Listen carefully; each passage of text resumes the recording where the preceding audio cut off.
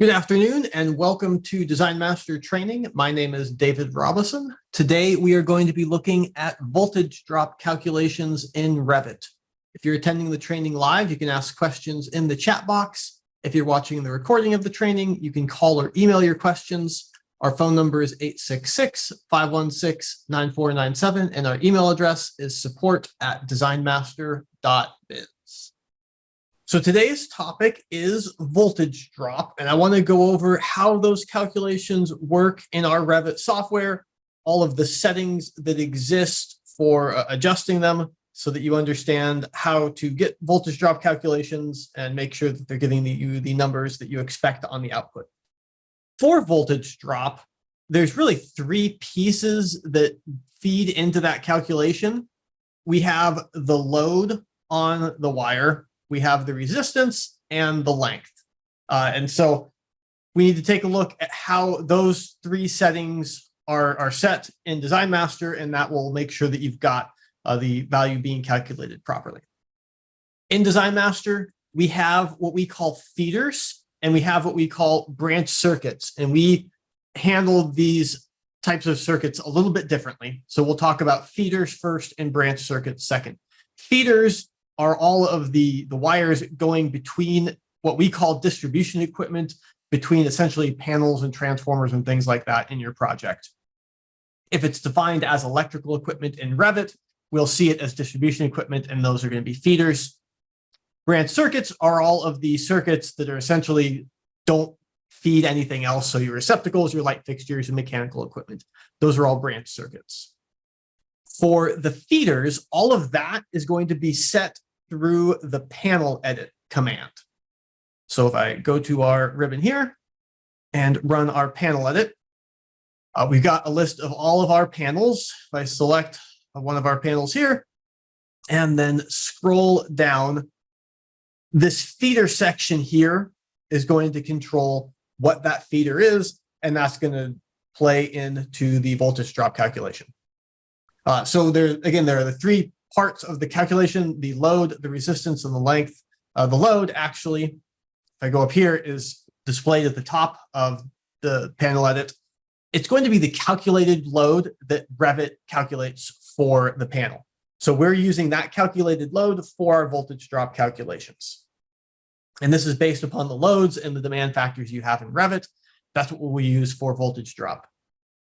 We also do have an option where we can do it based upon 80% of the panel size. So rather than using this calculated load, we could do it based upon 80% of this 400, essentially assuming that you're going to fully load all of your panels. This option is helpful when you don't actually have any loads in your project yet and you want to see what the voltage drop is going to kind of end up being based upon your panels and their sizes and locations. That option is controlled in our options. So if I go to customization and project options, in the voltage drop section, we have the calculate feeder voltage drop based upon 80% of panel capacity. There's a corresponding one for branch circuits as well. For this one, so currently we're saying no, we're sizing it based upon the actual load on the panel. We could also set that to yes, and then our load is going to be based upon the sizes of the panels and not the actual loads connected to them. So you have that option for determining the load on your panels. Then the resistance is based upon the feeder size. So if we look at our switchboard panel again, the feeder size is going to be based upon the panel size by default. So if we scroll down to look at the feeder, we've got the conductor size. It's going to be our default size, and it's going to be sized to match our overcurrent protection. And the overcurrent protection is actually sized to match the panel. So it kind of chains up, and this is where that size is ultimately coming from. If you need to override it, you can select the conductors and you can choose a new size here, and that's how you can adjust the size and get a new wire size in there. These wire sizes are all controlled in your customization in Wire Ampacities. So if we go to customization and Wire Ampacities, this is where for a 20 amp circuit, we know that it's going to be using number 12 wire that's specified here. And then these are the impedances, the X and the R values that we're using for our calculation. These are pulled from NEC table 9. You want these to be the values for a single run as we get into the larger sizes of wire, get down here to this 450, we've got 2 parallel runs. The X and the R is still for a single run. The software will do the math to account for the fact that you're saying that there's 2 of them. So you can pull these numbers directly from NEC Table 9. And it depends upon a couple different factors, which is why we let you type it in here. It was easier to just let you decide on your own which ones you're going to be using and then input it into the software rather than trying to figure it out on our own. So if you're adjusting any of our wire sizing, you need to make sure to not just adjust the wire size, but also to adjust the impedance values. As an example of that, a lot of times people will change our 400 amp feeder. They don't like the 600 kc mil wire. That's too big. They want to essentially do 2 200 amp feeders. So we'll set this to 2. And then we could set this to a 3/0 wire. And we'll change the ground to match. So it should be a number 4 or a number 6 for those 2 options. And then these impedances we need to copy as well. So we'll set that to 0.042 and 0.077. So now we've updated the impedances and now it'll actually calculate properly. So these impedances are how we're going to get that resistance value for the feeder. The resistance also depends upon the power factor for the circuit. We have 2 ways to do that. We can pull it from Revit or we can have a default value being used. So if you have your devices defined in Revit with proper power factors, we will take that into account. So if we go take a look at this receptacle, and if we edit the family on the connector, there is a power factor displayed here, and that's the power factor that we're going to use in our calculation if you're pulling it from Revit. And then this feeds up into the circuit itself. So that's the power factor that we're going to use. If you select the device and select the circuit, you can see the power factor that's being used. Alternatively, because that does require you to specify your power factor properly and everything in your Revit model. If you haven't done that, you can, again, go to our options, and we can specify the power factor here, either based upon the Revit settings or fixed at 0.85. So if you don't know, we have a default there of 0.85, which is kind of a standard power factor that's probably going to work out. This is going to adjust your voltage drop just a little bit because it changes how the X and the R play into the resistance on that wire. So you can set it to the 0.85 or use what you have in Revit. And then the final section is the feeder length. That again is going to be set in the panel edit. In the feeder section, we have the length, and there's a lot of different options here. Our training last month was all about the feeder length, and I did that on purpose so that we didn't have to try and have that discussion here as well, because feeder length comes up in a couple different places. So the feeder length, if you want to know how that works, go back and watch the other training where we go over all of the different options for the feeder length. But just know that we're using that feeder length that we discuss in the other training to do our calculation for our voltage drop. So we take all that information and then we dump it into shared parameters in Revit for our output. On our ribbon, we have this voltage drop schedule. This is a standard Revit schedule. There's nothing special about it other than we've formatted it to look what we think is nice, and it's using our shared parameters. But it is a standard Revit schedule, so you can modify this. You can use these shared parameters in whatever way you want to document your information. So for example, we've got the voltage drop on the feeder being listed here. This one is the column that includes an alert if it's over a 3% voltage drop. So we're calling out that this is over 3% and probably should be changed. If we go edit our fields, again, using standard Revit, we can filter this. We also have another column that has the voltage drop without the warning. It's this voltage drop feeder without the warning. I can put that one in here.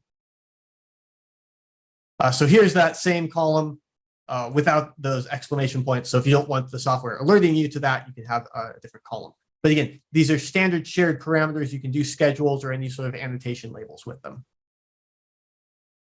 That warning is also controlled in options. So if you go to customization and project options, We have for feeders an option for what that warning is going to be.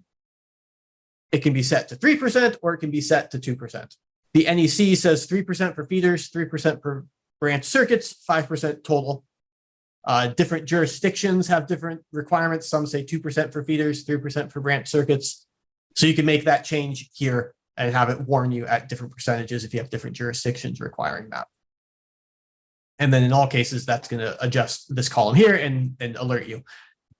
Obviously, if it's over that 3%, you then need to go back and make adjustments to your feeder sizes to account for that. The software does not do any resizing of the wires based upon voltage drop. We alert you to it and then leave it to you to make adjustments. So in this case, it's actually this upstream panel where we really need to make the adjustment because it's got a long feeder. So we can run our panel edit, take PP2B, currently a 250 amp panel. It's got 250 kc mil wire. We can upsize that to 350 kc mil wire. Click exit, and that's gonna, then we have to redo our calculation. And that will update the voltage drop on that feeder and then everything downstream of it. We don't update the voltage drop immediately. The reason we don't is because if we did, you would immediately ask us how to turn that off, because it does take a little while to do the calculation. You make a change in your project, and that can have, implications to lots of different things. So we don't run the calculation immediately. We let you make a bunch of changes, and then you run the calculation as a step afterward, once you've made sufficient changes to your project that you want to see the new numbers. And that will adjust this voltage drop, and then the EP2 is going to drop, I believe, to 2.77%. Then we'll upsize it even farther. So we'll go to a 500 kc mil wire, and we'll run the calculation again to get that down below 3%. When you upsize your feeder for voltage drop, actually just when you change the feeder size, if you increase the feeder size, we will upsize the ground as well. If it's an equipment ground, the NEC needs it to be upsized proportionally. So it's no longer sized based upon the overcurrent protection, but it's sized based upon the fact that you've upsized it. So we will give it a new ground size as well when you do that upsize. So when we upsize the wire, changed it to a number 1 ground, and just to see how that's different, if we actually change this to a 350 amp panel, which maybe it doesn't even exist, but this way it's got the same size. In that case, it actually only needs a number 2 ground. So when you're upsizing for voltage drop, you'll end up with larger grounds. So that is happening, and the software is taking care of that ground sizing for you automatically.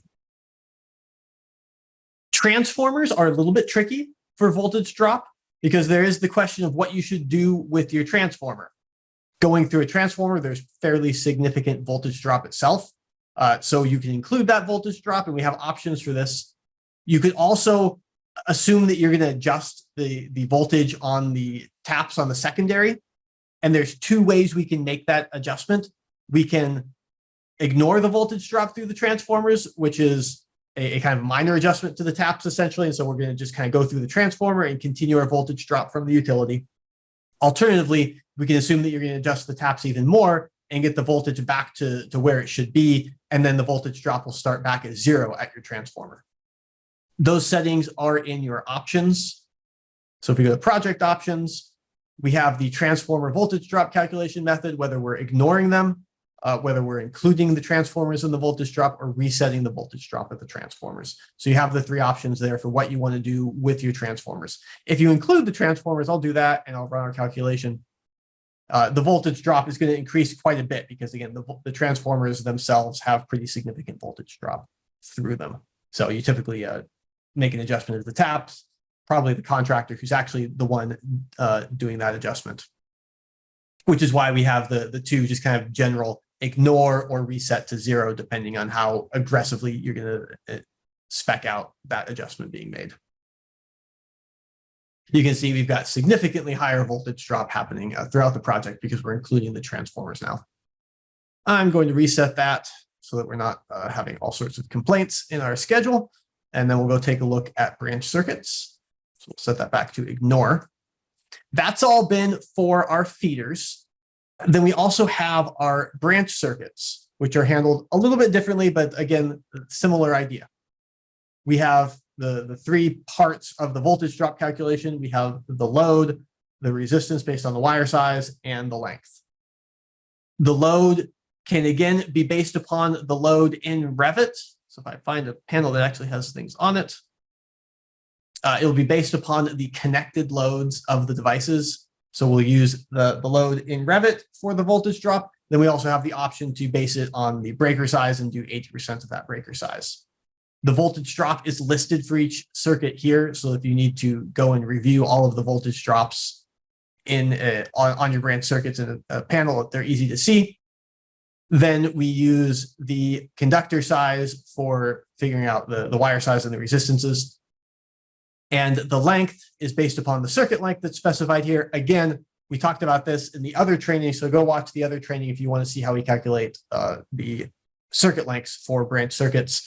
There's a lot of, again, complications and details in that. So we did a whole training on circuit lengths last month, so you can go watch that recording if you want to see how we calculate that circuit length.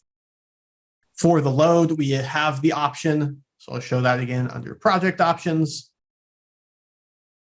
It's whether we calculate the voltage drop based upon the actual load or based upon the breaker capacity. So you can make that adjustment, and then all of your voltage drops are going to assume that you've fully loaded your breakers up to 80%, and then we'll calculate the voltage drop based upon that.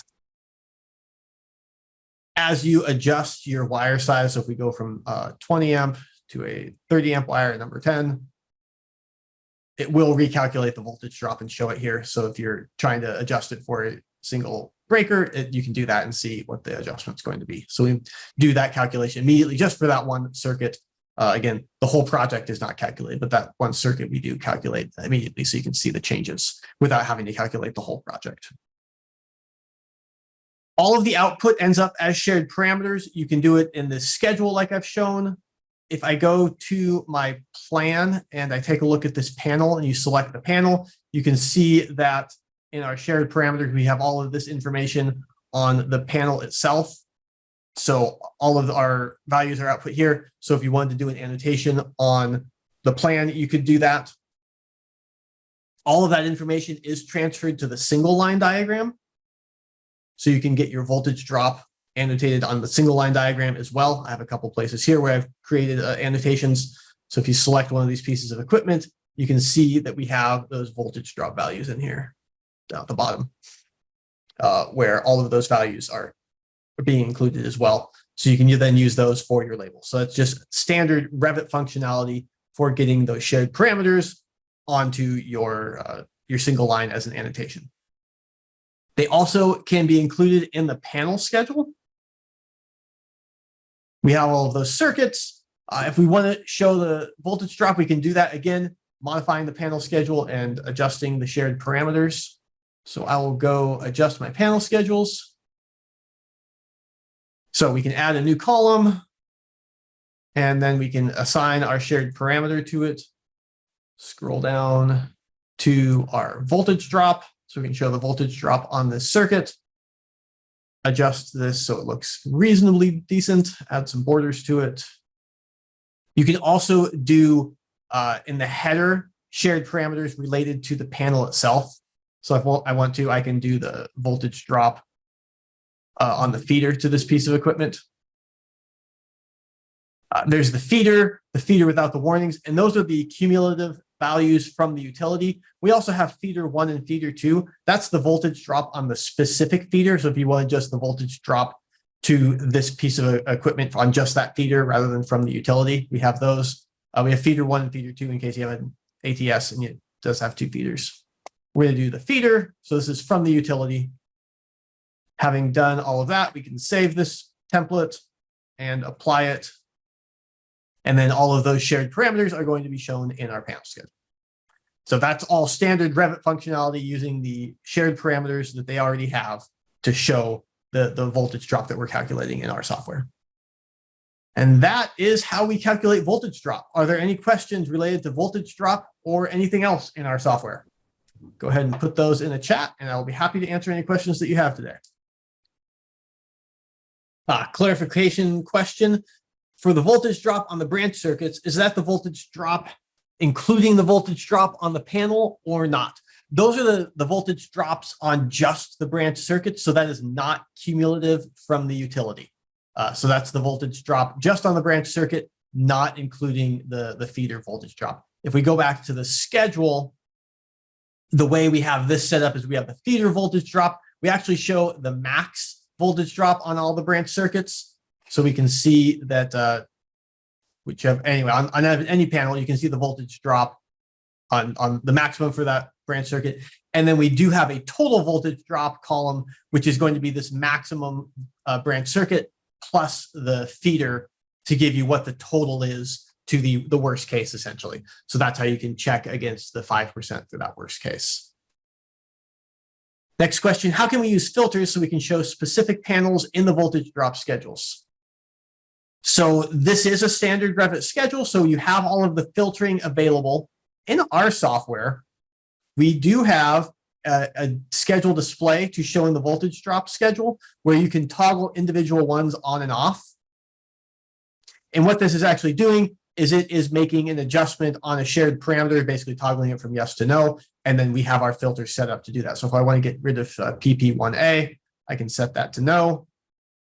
And then PP1A is going to disappear. So it's not here anymore. If we take a look at the filters in Revit, we're filtering based upon this shared parameter. If it doesn't equal no, then we show it. So you can use our filtering. You could also set up your own filtering on any sort of values that you have. There are a lot of times where you're going to end up with electrical equipment that Revit sees as distribution equipment, but probably isn't. And so there's some filtering you might need to do based upon how you have your pieces defined to get that extra stuff out of your shared parameter, out of your schedule, because this is a schedule of all electrical equipment in the project, whether they're panels or not. With the edit multiple, you can also just use our panel edit and select a bunch of panels. If you don't want to show a bunch of panels, we could select everything here and set that to no. And then it'll hide all of those panels for us.